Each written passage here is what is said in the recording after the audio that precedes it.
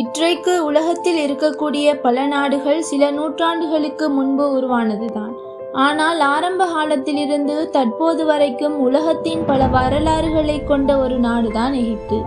எகிப்தியர்கள் என்று சொன்னாலே வித்தியாசமான வாழ்க்கை முறையும் பதப்படுத்தப்பட்ட உடல்களும் பிரமிடும் தான் ஞாபகத்துக்கு வரும். சிறிய பிரமிடுகளில் இருந்து மிகப்பெரிய பிரமிடான கீசா பிரமிடு வரைக்கும் எகிப்தியர்கள் எவ்வாறு கட்டினார்கள் என்கின்ற விடயம் இப்போது வரைக்கும் நமக்கு தெரியாமல் தான் இருக்கின்றது.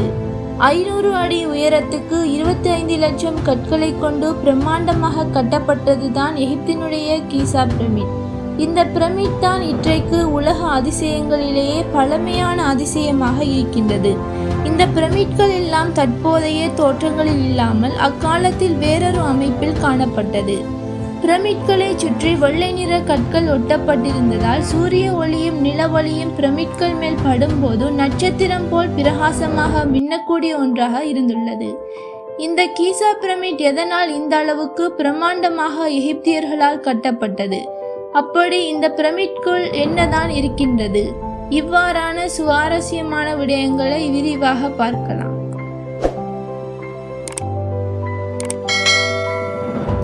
4500 ஆண்டுகளுக்கு முன்பு வாழ்ந்த எகிப்தியர்கள் தங்களுடைய மத நம்பிக்கையில் முக்கியமான ஒன்றாக இறப்புக்கு பின் மறுவாழ்க்கை உள்ளது என நம்பினார்கள். இந்த மறுவாழ்க்கைக்காக இறப்புக்கு பின் அந்த உடலில் உள்ள எல்லா உறுப்புகளையும் அகற்றி பதப்படுத்தப்பட்டு மம்மியாக மாற்றுவார்கள். இந்த மம்மியாக மாற்றிய உடலுக்கு கூடவே இறப்புக்கு பின் இருக்கக்கூடிய வாழ்க்கைக்கு தேவையான எல்லா பொருட்களையும் தங்கம், வைரம் போன்ற பொருட்கள் அனைத்தையும் சேர்த்து ஓர் அறைக்குள் பூட்டி வைக்கப்படும். இந்த பூட்டப்பட்ட அறைகள் எல்லாம் பிரமிட்டுள் தான் உள்ளது. இப்படி எகிப்திய ஃபாரோ என்று சொல்லக்கூடிய மன்னர்களுக்காகவும் ராணிகளுக்காகவும் கட்டப்பட்ட பிரமிட்களில் முக்கியமான ஒன்றாக காணப்படுவதுதான் கீசா பிரமிட். பழைய எகிப்தின் 4வது ராஜவம்சத்தை சேர்ந்த முக்கியமான ஒருவர் தான் குஃபு என்கின்ற எகிப்திய மன்னர். இந்த மன்னருக்கு கட்டப்பட்டதுதான் எகிப்தில் இருக்கும் 3 முக்கியமான பிரமிட்களில் முதல் பிரமிட்டான கீசா பிரமிட். இதுவரைக்கும் 100க்கும் மேற்பட்ட பிரமிட்டுகள் எகிப்தில் கண்டுபிடிக்கப்பட்டுள்ளது.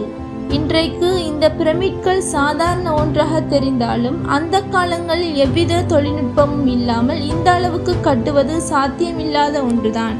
சக்கரம் கூட கண்டுபிடிக்கப்படாத அந்த காலங்களில் 2 டன் எடையுள்ள கற்களை கொண்டுதான் பிரமிட் கட்டப்பட்டுள்ளது. அதுவும் எந்த அளவு என்றால் 25 லட்சம் கற்களை கொண்டுதான் இந்த கீசா பிரமிட்டுமே கட்டப்பட்டுள்ளது. இவ்வாறு கட்டப்பட்ட பிரமிட்களிலும் நூலளவு கூட இடைவெளி இல்லாமல் துல்லியமாக கட்டியிருந்தார்கள். நைல் நதிக்கு அருகில் இந்த கீசா பிரமிட்டை கட்டுவதற்காகவே பல இடங்களில் இருந்து கற்கள் கொண்டு வரப்பட்டது.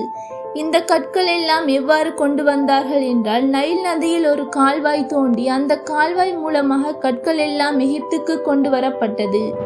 மொத்தமாக 3 விதமான கற்கள் கொண்டு வரப்பட்டது. ஒவ்வொரு கல்லும் 2 தொடக்கம் 5 டன் இடை உள்ள கற்களாகும்.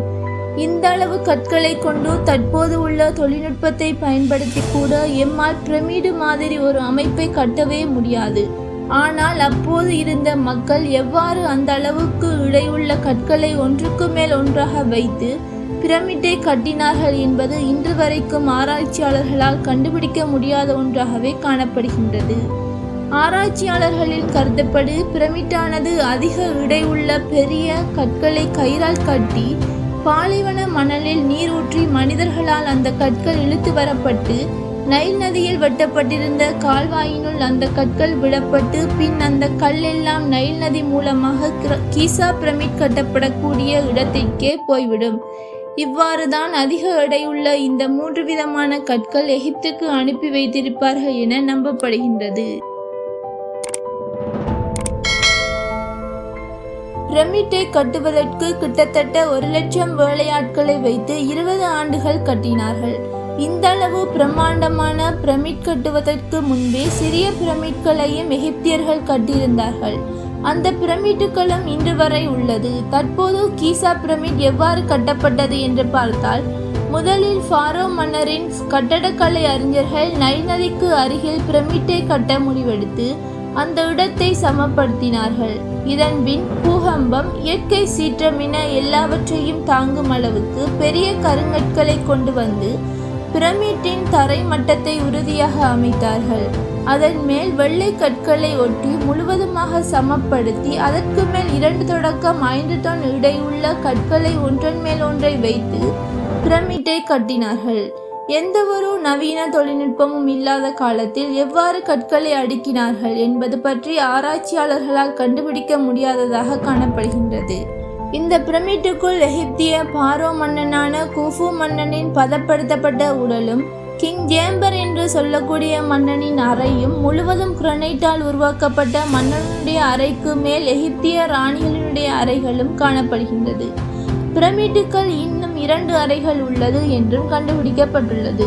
இதுபோக புதையல்களும் தங்கம், வைரம் போன்ற விடயங்கள் கீசா பிரமிட்டுக்குள் காணப்படுகின்றது. கீசா பிரமிட் இன்று வரை மர்மங்களால் சூழப்பட்டே காணப்படுகின்றது.